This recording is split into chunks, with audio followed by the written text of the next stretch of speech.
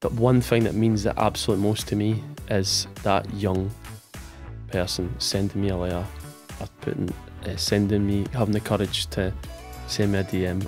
I'm getting emotional. Trust me, there is light at the end of the tunnel, which a lot of people don't think there is.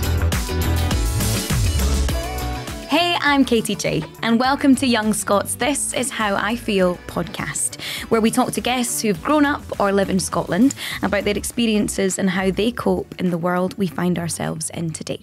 In each episode, we'll tackle a different topic with a brand new guest.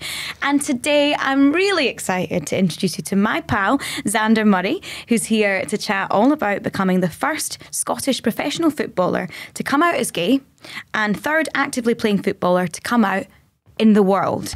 Now, if you don't know Zander, you should. He is a professional footballer currently playing for Gala Ferryden Rovers. Zander is from the East End of Glasgow and is a proud ambassador of Stonewall and Time for Inclusive Education. And today we're going to be chatting about being your true, authentic self and what it's like growing up being gay and being good at what's considered a hyper-masculine sport. So much to talk about. But first, Zander, thank you for joining us. Pleasure. Thank you so much, Katie. What an introduction. Yeah, honoured. It's a lot, innit? Well done. It is weird, though, having all that read back to you. Have you kind of like, what do you do? Do you just kind of go away somewhere in your head while someone's praising you, or are you present in the moment just like lapping it all up? No, you do reflect and you're like, wow, you do forget the significance of what you've done, you know, and it's slowly over time, it's starting to really kick in, like, wow, yeah, that happened. That was a huge moment. But at the time, I had no idea that the impact it would have made. So even when you read that out there, I'm like, oh God, wow. Check me. That happened. Now, at the start of every episode of This Is How I Feel, we ask our lovely guests, how are you feeling today? Love that. Right now, I'm feeling good. Yeah, I can't complain with my life. At the moment, it's really, really good. And it's, you know, it's been a long time coming. Obviously, we'll get to, you know, how I grew up and my struggles, but, you know, to be able to be my now true authentic self, I feel like I'm a teenager again, Katie. You know, I do feel like life's just begun the last couple of years and fully running with that. Life's great. So lovely. Thank you. Do you know, because the go-to, I think, when someone asks you how are you, is always like, yeah, you're grand, and there's usually something bubbling away. But just to be in a space at this point in your life where you can really just go, I'm just getting going. I'm feeling really good. Yeah. It's so refreshing. I know. But hey, there's been a mountain to climb to get to that point. And of course you have down days and stuff. But yeah, as of today, right now, life's pretty good. Let's just bottle that feeling and save it for a rainy day. Let's do the deep dive then, because we were going to get to it eventually. So we may as well start right at the beginning and kind of, if you don't mind sharing your story and how you got to where you are today, that would be amazing. In terms of growing up East End of Glasgow, as you highlighted, football was like the hotbed. It was literally no other sport, which is good and bad. You know, I would have liked to have tried other sports like rugby or hockey or basketball, but nah, East End of Glasgow, it's football or nothing.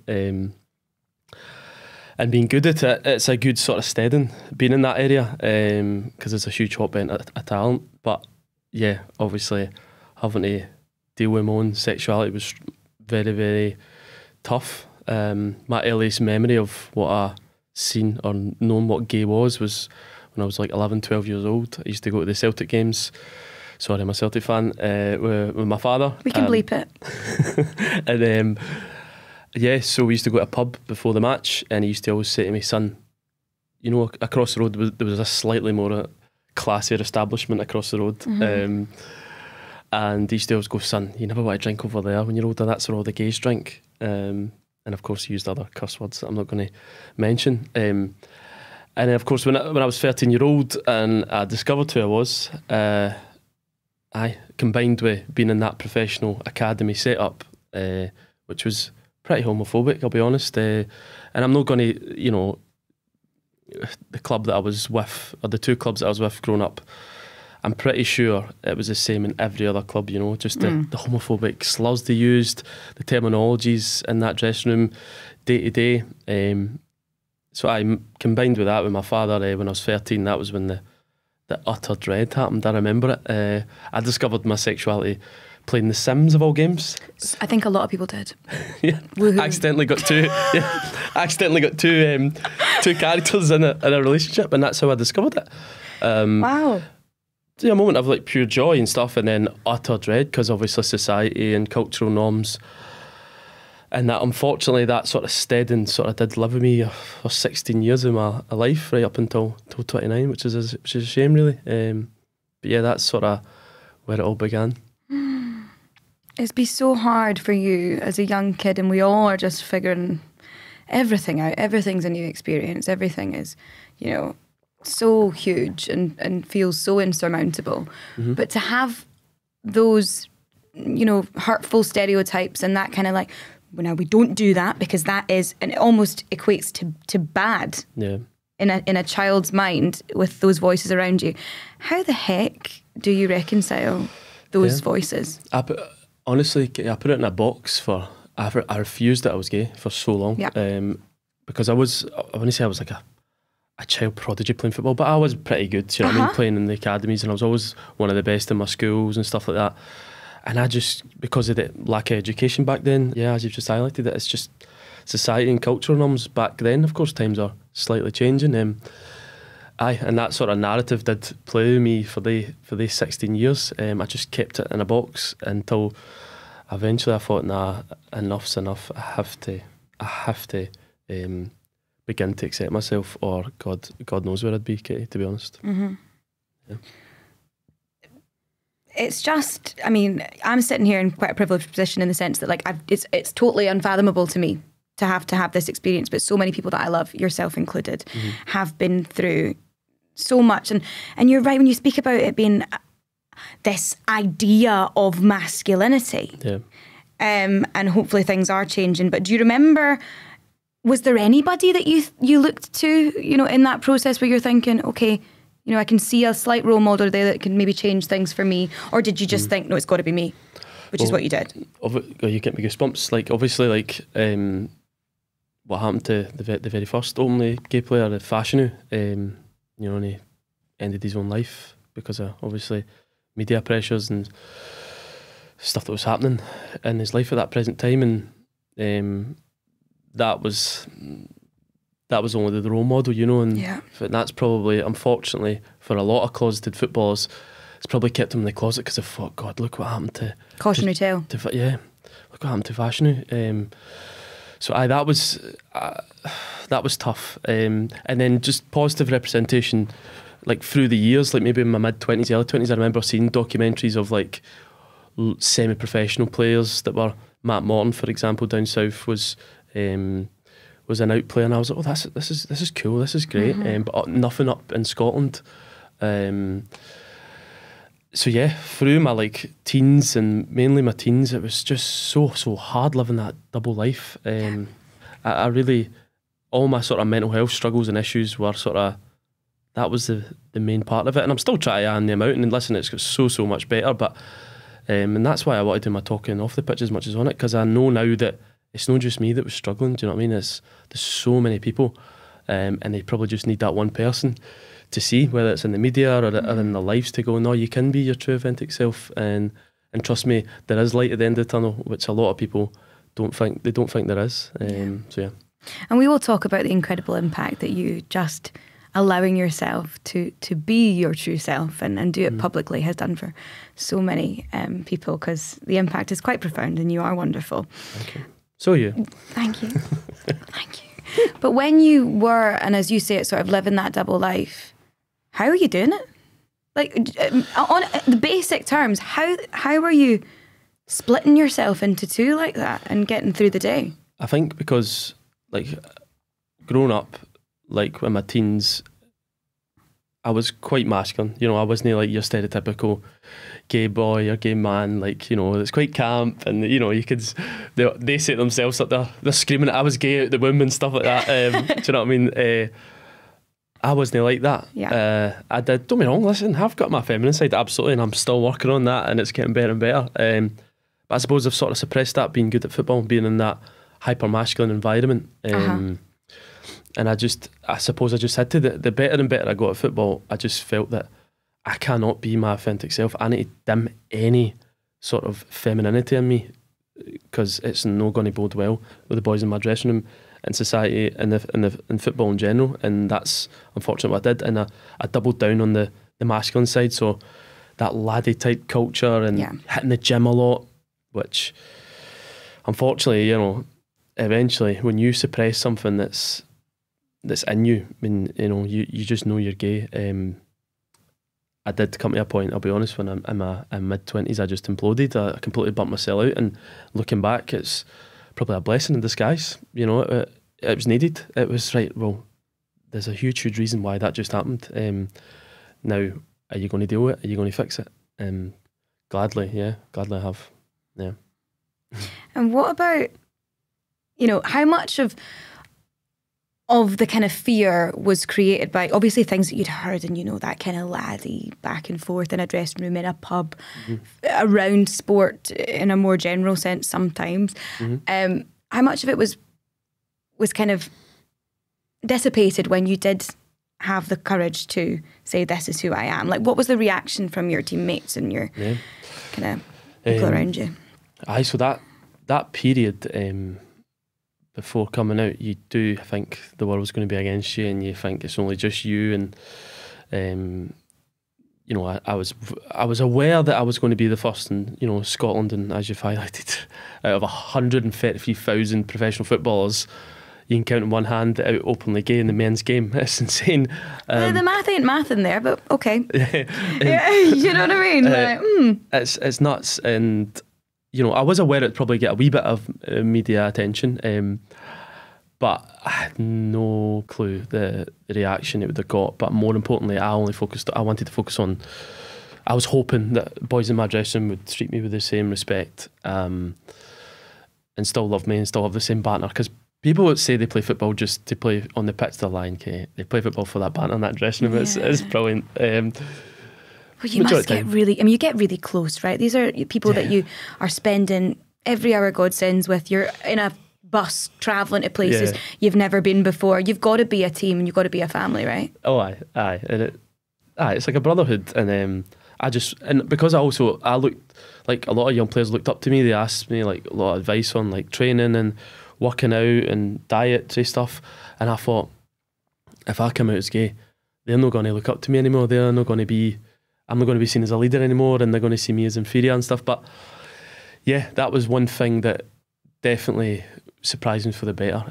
Majority of boys were absolutely great, and they understood, and they grasped, God, he's getting a lot of media scrutiny and attention here. And they did put an arm around me, because nobody can prepare you for that, Katie. I mean, I was at my first Pride event at 30 year old or 29 before I told everyone. And I don't know why I went to Benidorm Pride. I don't know why I'm trying to be fancy. I went to Benidorm, right? Well, I mean, if you're going to do it right. And I remember my friend wanted to take a photo of me at the event, and I thought, and she was like, "Oh, sorry, I forgot you're still in the closet for football. I won't put it on socials." And I pondered that thought going up to the hotel, and I was sitting on the veranda. That's such a Glasgow term. Balcony. Veranda. No, embrace it. East End roots, mate.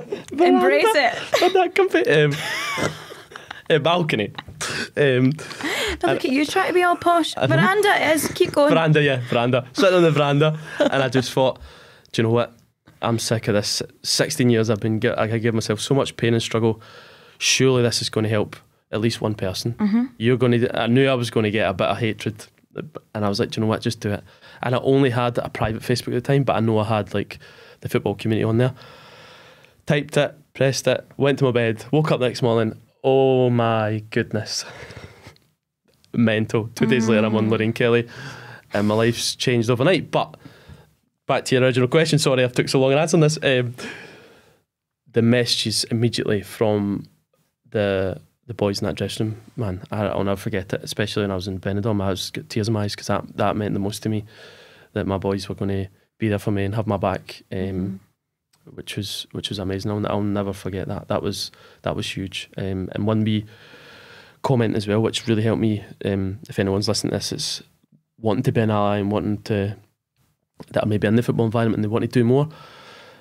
One thing that massively helped me was my coach at that time, he said every time you won a match, this was just before I came out and I was nearly coming to grips with it, he went, right guys, I don't care what you're doing, go home with your boyfriends, go home with your girlfriends, I don't care, go home, relax. And at first I used to get a few sniggers. As the weeks went on, our captain called out the sniggers at one point and went, lads, how's that a big deal? Like, my cousin's gay, that's not a laughing matter. Like, people are just gay, you need to get over it. Like, stop laughing. If somebody's got a boyfriend in this dressing room, that's not an issue. And God, let's stay me with goosebumps. That was so powerful and a profound effect. Like, they didn't know I was gay. That was just someone being an ally and a good leader and just a good person. Yeah. All combined to the guy I am just now. Sorry, long way to answer your question, but there you are. Honestly, I'm just staring at you adoringly, like, oh my goodness me. Thank you. Yeah, but it's a simple turn of phrase that changes the game for someone who's sitting there feeling that insecurity that you were feeling, really. And the more that people do that, the better. And that's you're a huge part of encouraging people to just wise up, basically. And you can be that environment for someone who feels, and you can give them that kind of helping hand to live their authentic life, which, I mean, I can believe it. And that's what's sad, like how long it's taken you to make that post, to kind of say, this is me. It's really, really challenging to look at it and see you now and reconcile those two people. The wee guy who was, don't suppress it, and all the wonderful things you've done now. But I assume it's just changed your life for the better in every possible way. And tell us about that reaction then. Was I just go into it again, like who around you really stood out in that moment when you were your most vulnerable? So to be honest with you, Katie, right, I know I've got my own, I've done loads of media work, I've big on social media and stuff. But for me, when I decided, because I was, before I did that post, I was quite anti social media, I didn't have it and stuff, and I realised, right, okay, I'm clearly a voice in this world now, I need to get Instagram, I need to get Twitter and blah, blah, blah, blah, blah. The one thing that means the absolute most to me is that young person sending me a letter, or sending me, having the courage to send me a DM. I'm getting emotional, I'm going to speak a bit slowly here. That I've literally dealt with everything that I've had to go through as well, and they've seen me as a role model and they've just said thank you. And I mean, that was when I did come out, and like every week after the game on a Saturday, like the chairman would just, there's your letters, Zander, there's your letters. It was unbelievable, and from people from all ages. And I just thought to myself, right, obviously I have worked a wee bit in the corporate world, I was a career advisor, I like to empower others. I'm like, right, I'm getting of an age now, especially in the football world, I'm like, I need to think of my next step, and I definitely do see that in empowering others. And I'm glad now that I'm doing talks. Of course, we'll get into that, but honestly, the most important thing is when I'm getting the letters for the young kids saying that they're struggling, and the messages that's saying whatever I've done, whether it's media or a talk or something that they've seen me in their school or in their academy, and they've said thank you so much, that meant the world to me. Oh, don't cry. Aye, because I've been that wee guy in that academy, and I've been that wee guy in the school, and I wish I had someone. So aye, that supersedes anything, that any message. And it's great, Tom Daly reached out, right, I'm in a documentary, right, all these famous people, but sorry, that was such a flex that you just dropped in there. That's really cool. Sorry, but yeah. That's really cool. These wee kids mean the world, honestly. Yeah, and all of these people that you mention, and you're a part of creating that change so that the wee Zanders of the future don't have to feel that way. What about the Scotland issue, though? Because when we're picturing you with your dad in the pub in the East End, do you think there's still a culture that we need to, I mean, obviously there is wider, but do you think that growing up Scottish has anything to do with it, that masculinity thing? Or is it more just to do with it's football politics? No, I think you're right. It's not just East End of Glasgow, it's everywhere, do you know what I mean? They always argue, there's always there's a saying in Scottish football, the more north and north you go, the more homophobic you get.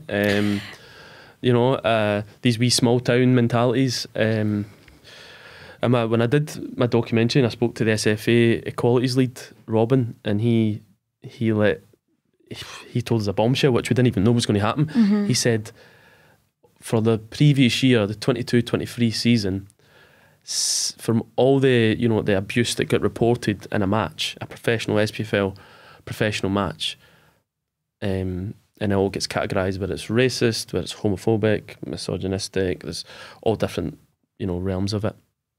75% of all, from referee reports, 75% were homophobic, which is staggering. 75%, and it's still in this day and age. And for me, it's like I'm glass half full. I'm thinking it's lack of education. I do believe they don't think that they could be really deeply hurting someone. They just think it's a word and a throw-off term. I hear it often in the changing room. Like is that sorry Zander, is that offensive, these wee things? Which is nice now being out and open, but I just generally feel they don't understand the hurt that it could be happening to someone they're sitting right next to in a stadium, but also the people that are playing, and I hope that I can help to change that narrative. But it's all forms of discrimination. Do you know what I mean? It's not just homophobia, but I hope that particularly in homophobic slurs, I hope that I can begin to change that narrative. There's a plethora of slagging words we can use, Katie, in the Scottish language. You don't have to stick to the homophobic ones, guys. Branch out. Exactly. There's plenty of slagging words. You know what I mean? Oh no, honestly, it's a sheer lack of imagination. No, but it is. In Scotland, we're very proud, and we do sort of hang our hat on what I think is inherently true, that we are the friendliest people in the world. Yeah. We really, and absolutely that is the case 90% of the time. But it is fascinating to see the areas of people's lives where they can regress in that way. Yeah. And I don't suppose, I was speaking to a pal about this, about kind of through the pandemic, and we will talk about this later. I feel like people going back into their houses and retreating into, not being exposed to different people and different people's experiences and things like that didn't help. No. Oh, no. Because people ended up just becoming exaggerated versions of what they would be if they had never interacted with anybody else. And sometimes a lot of hate was bred from that. Oh, yeah. And then also that breeds online as well on social media. I think social media got huge. I'd love to be accountable. I'd have to. I would, especially of X, Twitter, what you call it. It's an absolute cesspit at the best of times. I think especially in Scottish football terms, massively. And I think they can just get away with these blank profiles. It's so easy for them to just send abuse. And when I moved to Gala and went up and played in the professional leagues with Bonnyrigg, I had no idea that it would go mental again. But because of the significance, the first to play in the SPFL, blah, blah, blah, blah, I'll be honest, that was a bit to deal with. January this time last year, that was a lot to manage. And then the abuse that I got, obviously I talk about a documentary. I'm a tough cookie, and I do say this is advice I give to any male footballer growing up in Scotland. You need to fully accept yourself, but also you need to build that armour up, because you're going to get hits, and you need to be able to manage that and deal with that, whether that's on the park, whether that's at the sidelines, whether that's online. You're going to get it, and you need to build that armour up. And in hindsight, I'd managed it pretty well, but it's still no nice. I'll never forget, a couple of them, it was you kind of keep getting a move to play higher just because you're gay, remember that? And they're going to be called Bonnyrigg pansies now, and you need to watch what he does in the shower, and blah blah blah blah blah. But hey, I'm hundreds of lovely comments. Do you know what I mean? But of course, you always focus on the negative. But hopefully, I've gave a comfort blanket for the next person, which means a lot. I do. Hopefully, undoubtedly. We've spoken about kind of growing up and having to live that almost double life. Not the case at the moment, is it? Look at you thriving. I know life's. It's really interesting that when you have, unfortunately for 16 years of life, of course I've had good points as well, but when you're not being your true authentic self, it's just so strange. See, throughout my teens and stuff, I've never really told this story. Honestly, I didn't think I had any good friends, real friends, that way. Always had pals, like football pals and stuff like that. But I never felt like I had like really good true pals, you know. And I always think back to like my 18th and my 21st and my 16th party, and people always used to have these great amazing parties and stuff, and always used to hurt me inside that I just felt that I never had people around me. And you know, fast forward to now, it's insane that you just change, you work on yourself, one thing, you change it, you just let go and you go, no, I'm fully accepting myself, enough's enough. And you have hundreds of pals. It's crazy, everything just comes together, you know. Yeah. For years, you know, you just bat yourself away.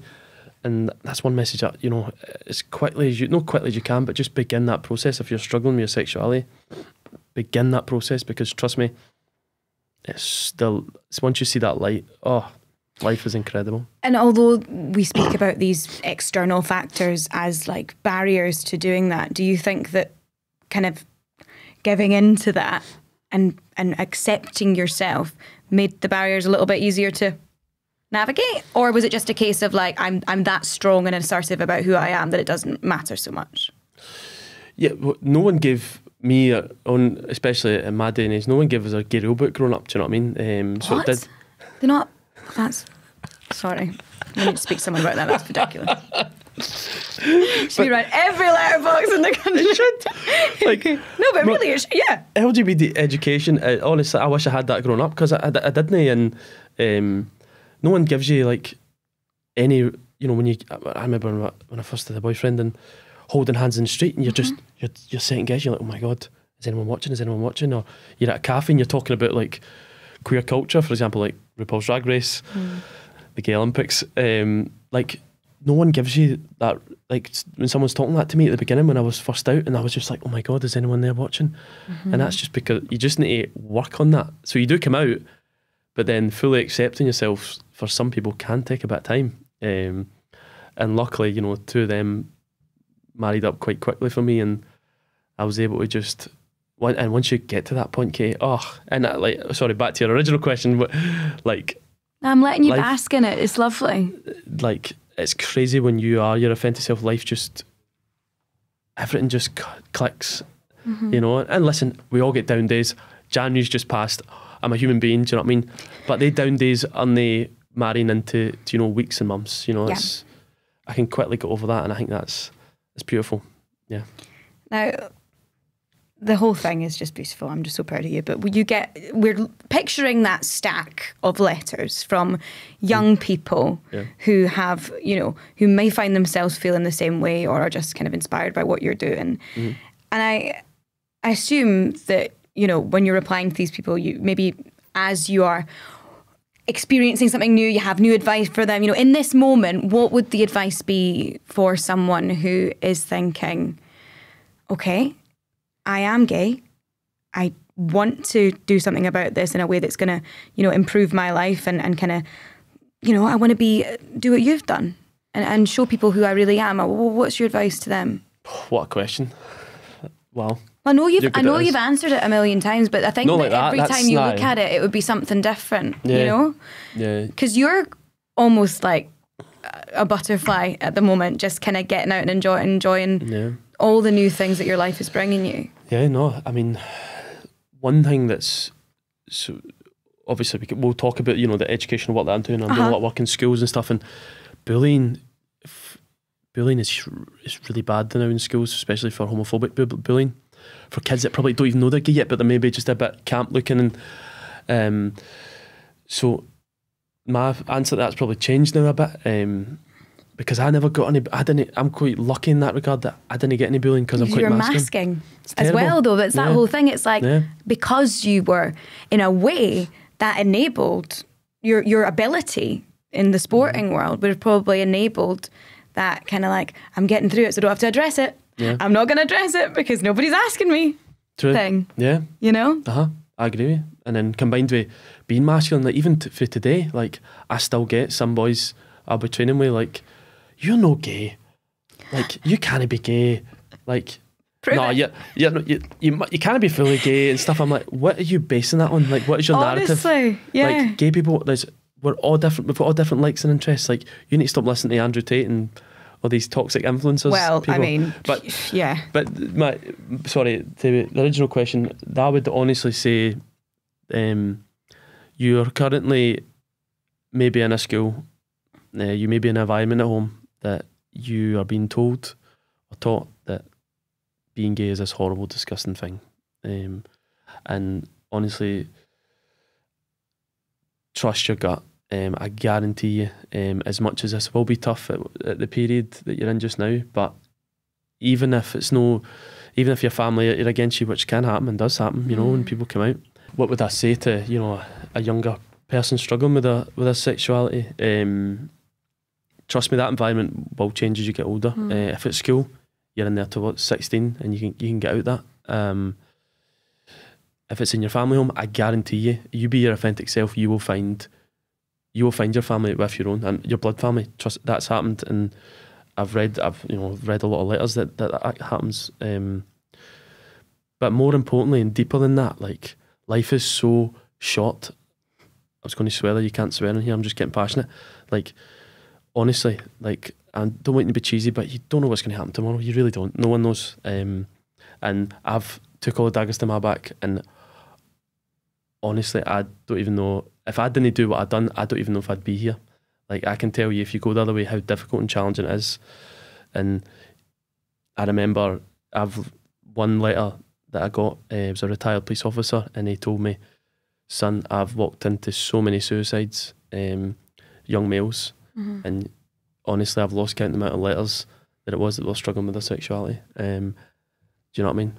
Life is so short and precious, and ignore all that bio, because I guarantee you will find people who love you and empower you. And look at me, I had no pals growing up, zero. Honestly, I had no good pals, and now I've got the best of pals that I'll have probably for the rest of my life. So be your true authentic self from the get-go. You're gonna make me cry. No, honestly, it's so wonderful to kind of see this journey of sort of self-acceptance, and then, you know, progressing into self-love for you, that felt so far away from you even just a few years ago. I know. God. I know.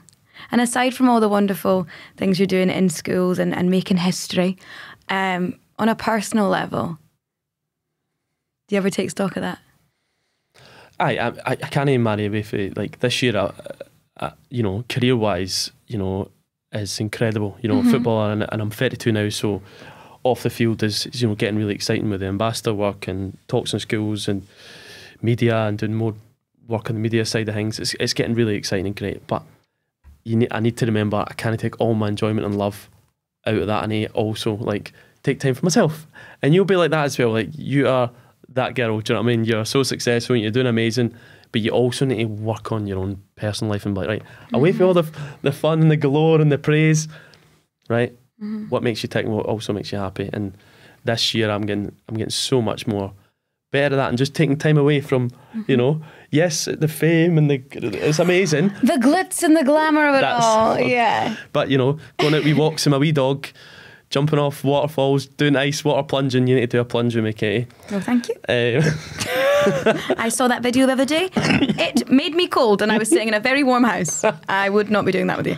But yeah, doing things that also make you tick in your personal life is something that I really want to focus on, and just make sure you switch off is massive, and I'm sure you can relate with that as well. So, personal goals this year is just to be happy majority of the time, and just being able to as much as it's amazing the work I'm doing and stuff, but it can still drain your battery. Do you know what I mean? You need to, and I just need to learn how to fill that up quicker, which I'm getting better at. Well, I'm glad you're taking time to look after yourself, and I hope there's the odd hot bath in between all those ice ones. Oh yeah. Okay, right. Bubbles, trip to Lush, Himalayan sea salts. Hello. Oh my God, that sounds amazing.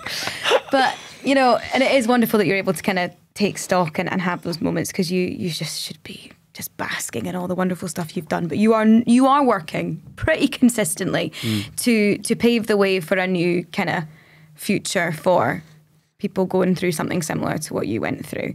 We can see that from the impact that you've had through all your campaigning. If you could go back in time with me and kind of give some advice to somebody going through it? I know we sort of said this, but tell us what you've been doing to make that a more kind of easy transition, a more positive experience for young people right now, because you've been doing a lot of work in schools. Yeah, and I'm lucky that, you know, through my mid-20s when I was playing part-time football, I was a career coach and a career advisor, so that was a good stead, and you know what I mean, I'm comfortable speaking to kids in classrooms and assemblies, engaging with teachers and parents. That helped big time going into, Were you not a radio presenter for a while? Or? I did. How do you know that? Sorry.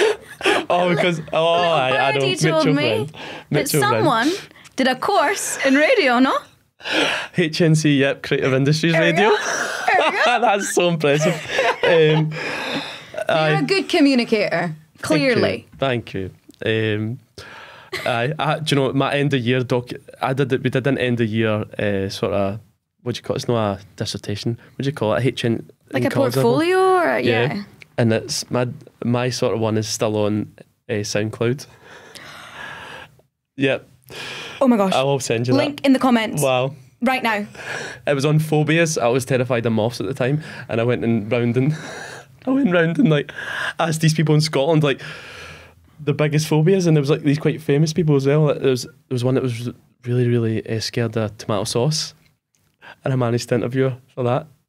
I got an A for it as well. I was delighted. But yeah, wow, that threw me off guard. I'm so impressed, Kay. Oh my gosh, wow. You know, always making headlines, making history, whether it's opening up about moths or homophobia. It's a beautiful thing to see. I forgot your actual initial question. The question. That threw me. That was amazing. The question. But you, being an excellent communicator, you know, speaking about this, you've been doing a lot of work in schools to kind of help. You know, what you could be looking at a room full of Zander 10 years ago, you know? Yeah. So what are you saying to them and what are you doing? So when I did start to get loads of letters for young people, and, you know, a lot of message requests from young kids just saying thank you, I thought to myself, right, I need to do something about this, and I need to understand the landscape of LGBTQ plus education within sport, within football, within education, all three. So I did that. I went and contacted SFA, the Scottish Football Association. Right, what are you doing? They've got a sort of campaign that's football versus homophobia, which are great. That's UK wide. I went and contacted the Players Football Association. What are you doing? They were like, oh, we work with this charity, Time for Inclusive Education. I was like, what are you doing though? Are you in at football academies? Are you in at schools? What are you doing? Oh no, we've just started the partnership. We've not really got anywhere yet. Bingo.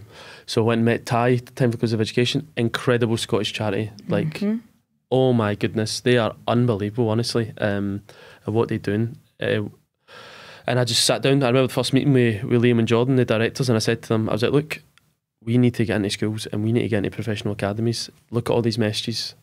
These are kids in professional academies and schools struggling. There is a need for this. Not just that, but for the general footballers as well. Like, to start changing the norms and the sort of language they're using, and they're like, say no more. And then that's us. We've just absolutely changed the game in Scotland. It's crazy. Down south, they have the odd talks and stuff, but nothing as streamlined as this. That's coming from like a gay player, or, you know, Jordan's story as well, which is amazing, empowering. So's Liam. Like Liam is a director of an LGBT charity, and he's a straight, quite masculine man. I think it's incredible, and the fact that TNT came up to wanted this to document it is amazing. And obviously they were in my documentary as well. So we've got Celtic, Rangers, St Mirren, Livingston on board already, and then just about to enrol with so many other clubs. Wow. And honestly, Katie, see the data and the feedback we get. So after every session, the workshop's called Challenging Homophobic Language, and the kids go and scan a QR code and they just put anonymous feedback. Wow. You know, some of it's just general, like, you know, the kids at that age, 13, 14, 15, one word answers and that, and then you just get the odd kid that just pours their heart saying, thank you so much. I'm really, really struggling with this, and that was incredible for me. You've no idea how much that means to me. Don't cry. And that. I mean, you can cry if you want to. You've earned the tears. But that's the reason why I do these things. It's And it's no easy. See, standing and talking to 60 boys, you know. Well, I can't think of anything more intimidating. Truly. Maybe 60 girls, actually. Maybe worse. And I'll be listen, no, a lot of them have been perfect at the beginning. I was really, because, you know, being a creative advisor, it's, you know, you're talking about a topic. And you'd be the same, like when you go up and speak to people and you're talking about something. But seeing you're actually talking about your own personal story and try to marry it and try to make it make sense and make it to roll, and it's bloody challenging. And glad now that, you know, it's starting to get a bit of interest, particularly down south. I think there's a huge need for it all over. And now, you know, SFA are on board, PFA, and then the Scottish Youth Football Association are now on board, which for me, at grassroots level, that's massive. So they are essentially, for anyone who's known football, they basically are that association for youth football in Scotland. And then they are now on board. So now we're going to do sessions up and down the country, a big road show, which is amazing. We had no idea that this was going to go and go crazy. But yeah, delighted. And thank goodness. I know. And yeah, obviously married, I do loads of ambassador work as well with corporations, because, and I understand why, you know, a lot of companies are asking me to come in and do talks with construction industries or like engineering industries, because that on their sites, the terminologies is so similar to a dressing room. Do you know what I mean? And yeah, even like for a young kid, for the older, you know, I still get the message for that guy that's came to the talk, and even that one I done recently in London, a message just like, thank you so much, I'm really struggling to come to terms with it. That's a 35-year-old man, do you know what I mean? So clearly a need for it, and I'm glad to be a part of that change. But you need to be careful, and there's no doubt about it. You know, there's a huge against LGBT education, and I'm glad to be a part of that for argument that's to be like, no, actually, whatever you're sort of learning about, mainly online, about these toxic influencers saying that LGBTQ plus education are force feeding kids hormones and all that. I'm like, no, really it's more stripped back, and that's really simple. I'm just trying to empower someone to not go down the path that I went down. I think it's pretty simple. So I'm glad to be part of the change, definitely. I keep thinking about that policeman that wrote to you. Yeah. And the statistics around male suicide are astonishingly frightening. Aye. And, you know, the impact that you are having and going and stopping people from getting to that low ebb that you found yourself at, where you were in a dark place, is so wonderful.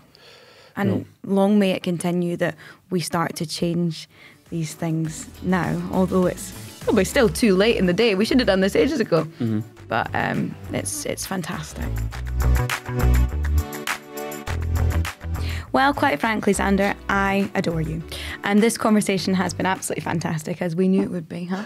Yeah. So thank you to everyone who's tuned in and for listening. Remember, if you need help or support with anything that you're feeling, head over to Young Scot. We've got tons and tons of information at young.scot/AyeFeel. That's AYE. And you can follow Zander on Instagram using Zander Murray Official, or on TikTok using Zander Murray, to keep up to date with all the incredible work that Zander's doing on and off the pitch. And don't forget, if you're under 26, then make sure that you get your free Young Scot National Entitlement Card with thousands of discounts, subsidised public transport, and a whole lot more. You can also claim 100 Young Scot Reward points for listening to this episode using the code FOOTBALL. So that's it from me.